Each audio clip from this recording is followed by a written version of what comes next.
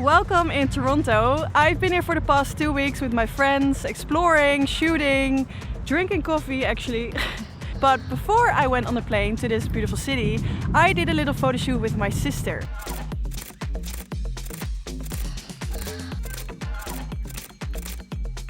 My sister's name is Julia and she's a professional model, so you could imagine the photo shoot went pretty smooth. And I thought it would be fun to break down the shoot on how I edited it, how I positioned the model, how I photographed it, with what I photographed it. So let's just dive in. So we shot at one of the coolest locations I've ever shot portraits at, and that was the car scrap yard. Wow. Holy moly. So you could imagine the room was filled with old looking... Okay. The room was filled with old looking cars, rusted cars, all stacked up on each other, ready to be...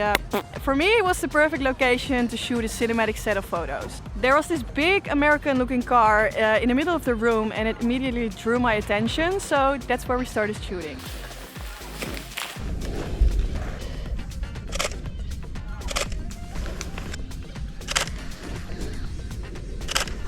So I photographed with my Canon R6, which I'm filming with right now as well. And besides that, I used my 35 1.8 lens from Canon. I love this lens, I use it all the time. It's freaking sharp, so yeah, definitely brought this one with me on the shoot. Besides that, I used a little light tablet and I really enjoyed using this one because it just gave a little pop of color in the images, and the color red really suited the cinematic look I wanted to go for. So when we were shooting, I didn't turn the level of light that high. I think I kept it on like 30% just because I wanted a tiny glow on like her hair and on her face. And if I would put it too high, her face would just turn totally red, and that's not what we want. So I decided to place the light a bit more from underneath, because then it fills in the shadows underneath the eyes, underneath the nose and underneath the mouth. Because if you would place it from above, maybe you can see, it creates shadows, and that's not what I wanted in the pictures. And that's sort of how we continued the first setting. We just played around in the car, changed from positions, different angles, and I was very happy with the shots I was getting. Oh, yeah. This is so sick.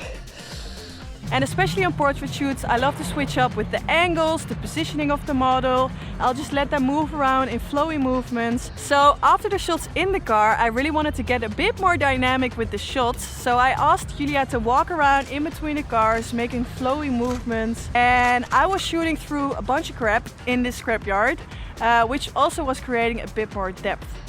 I have a hard time with that word, depth. Doesn't matter. You get the point. Also, I asked Julia not to look in the camera, because that way you create a bit more photos that have a bit more storytelling behind it, but also a bit more in the moment, because she's not looking in the camera, she's just really like doing her own thing. As the shoot continued, it also got a bit darker. That's when I started playing around with a bit more blue lighting.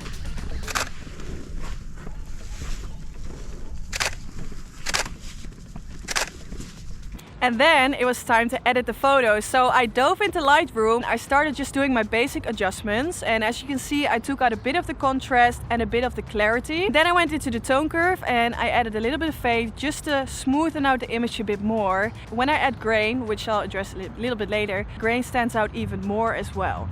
In the tone curves, I created S-curves and I was going for a bit more purple shadow. So I was just playing around with the dots I added just to see what it did. And that's actually most of the time how I edit. I just like to play around with all the tools, see what it does. And if I like it, I'll just leave it like that. And then I started playing around with the hues. So I took out all the yellow and all the green. I started adjusting the purple. Sorry, fuck, why did I say purple? It's orange. And I started playing around with the oranges to create the skin color I wanted.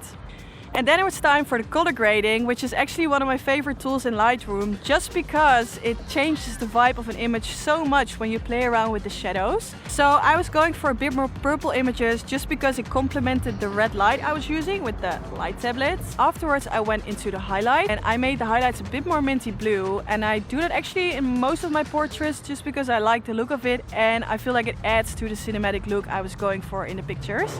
And that led me into the camera calibration. And actually always the tool I adjust my skin colors with. I feel like that gets as closest to the original skin color of the model. So I just play around with the greens, the reds, and the blues. Just play around with it, compare with the original photo, just to see how close I can get to the original skin color. And then I jumped into Photoshop just to do my basic adjustments, get rid of some darker circles, brighten the eyes a little bit. Then I brought it back into Lightroom and added a little bit of grain, because at the end of the day I was just going for that cinematic look, so a bit of grain just couldn't miss in the pictures. And to make some of the pictures a bit more cinematic, I decided to add some subtitles, some little quotes underneath the pictures. So what I like to do is I go into Google and I just type in movie quotes, and then it comes up with a bunch of quotes and I just pick one that suits the image. And that's it. So I hope you learned something new. I enjoyed making this video so much. I have to say I was a little bit nervous, but that's okay. So I hope you enjoyed it, and yeah, that's it. Okay, doei! I almost forgot to tell you, if you ever decide to add quotes in the photos, then these are some fonts that can help you out. These. Yep, okay, that's it. Doei!